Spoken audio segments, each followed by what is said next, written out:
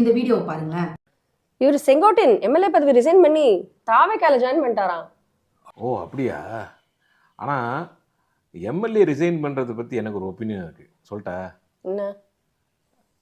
ஒரு எலெக்ஷன் நடக்கும்போது அந்த தொகுதிக்கு வந்து மக்கள் உங்களுக்காக நல்லது செய்கிறேன், எனக்கு ஓட்டு போடுங்க, என்னை நம்புங்க, இப்படிலாம் சொல்லி தான் ஓட்டு வாங்கி ஜெயிக்கிறாங்க. ஸோ மக்களும் அவங்கள நம்பி மக்கள் பணிக்காக ஓட்டு போட்டு ஜெயிச்சு வச்சு அவங்கள உட்கார வைக்கிறாங்க. அதே மாதிரி அவங்க ரிசைன் பண்ணும்போது என்னால் இந்த பணியில் தொடர முடியவில்லை, பணி பலுவாக இருக்கிறது, இல்லை நான் வேறு இடத்துக்கு போகிறேன், எனக்கு இது பிடிக்கல, ஏதாவது இந்த காரணத்தை வந்து மக்கள்கிட்ட சொல்லிவிட்டு மக்களுடைய பர்மிஷன் வாங்கிட்டு ரிசைன் பண்ணால் அது அதான டெமோக்ரஸி. பாத்தீங்களா? இதுல இவங்க என்ன கேக்குறாங்க அப்படின்னா, மக்கள் தானே தேர்ந்தெடுத்தோம், அப்ப மக்கள் கிட்ட கேட்டுட்டே இவங்க ராஜினாமா பண்ண வேண்டியதானே அப்படின்னு கேக்குறாங்க. அது சரியா இல்லையா அப்படின்னு கேட்டீங்கன்னா இல்ல. ஏன்னா ஒரு வேட்பாளர் தொகுதியில தேர்தலில் போட்டியிடும் போது அவருடைய சுய விருப்பத்தின் பேர்ல தான் போட்டியிடுறாங்க. அதே மாதிரி எம்எல்ஏ ஆனதுக்கு அப்புறமாக அவருக்கு அந்த பதவியில தொடர்றதுக்கு விருப்பம் இல்லை அப்படின்னா ரிசைன் பண்ணக்கூடிய அனைத்து உரிமையும் அவருக்கு அரசியல் அமைப்பு கொடுத்திருக்கு.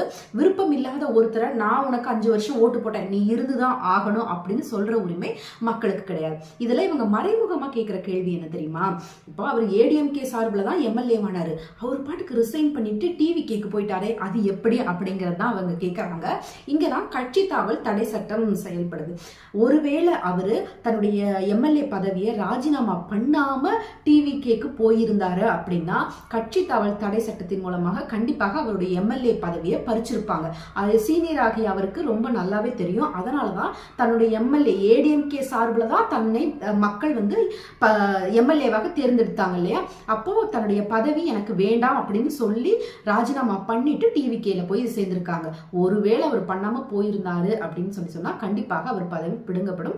அதனால எந்த எம்எல்ஏவையும் அவருடைய விருப்பத்திற்கு மாறாக நீங்க 5 வருஷம் இருந்துதான் செய்யணும், ஆட்சி செய்யணும் அப்படிங்கிற சொல்ற உரிமையை அரசியல் அமைப்பு நமக்கு கொடுக்கல. ஆனா எத்தனை வேட்பாளர்கள் விரும்பினாலும் எலெக்ஷன்ல போட்டியிடவும், எத்தனை வேட்பாளர்கள் இருந்தாலும் பெரும்பான்மையான மக்கள் யாருக்கு வாக்களிக்கிறார்களோ அவர்களை தேர்ந்தெடுக்கும் உரிமையும் அரசியல் அமைப்பு நமக்கு கொடுத்திருக்கு அப்படிங்கிறத மறந்துடாதீங்க.